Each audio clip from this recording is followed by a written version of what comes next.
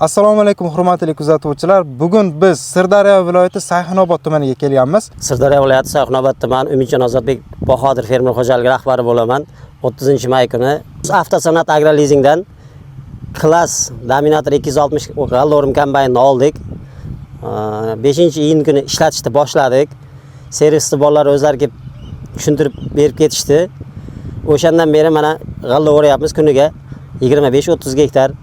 Yoqilg'i sarflari shu 14 litrdan 16 litrgacha bo'lyapti. Kombaynning ichki qulayliklari yaxshi ekan, konditsionerlari, kameralari hammasi joyida. Batareyalari yo'q. Hammalaringizga rahmat. Shu boyagi zavodga ham, lizingga ham, servisli bolalarga minnatdorchilik bildiramiz. Hukumatimizga rahmat, shunchalik foizlarda kombayn bergani uchun, past foizlarda.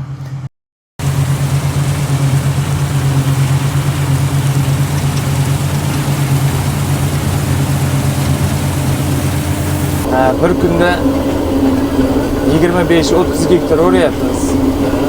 Qulayliklari juda zo'r. Boshqarishi oson. Yoqilg'i darajasi 15 litrdan ketyapti 1 gektarga. Bateriya yo'q umuman. Fermerlarga ham juda yaxshi. Xursand fermerlar ham. Kameralari bor bu yerda. To'kayotganda kompyuter hamma tomon hammasini ko'rsatib turadi monitorda.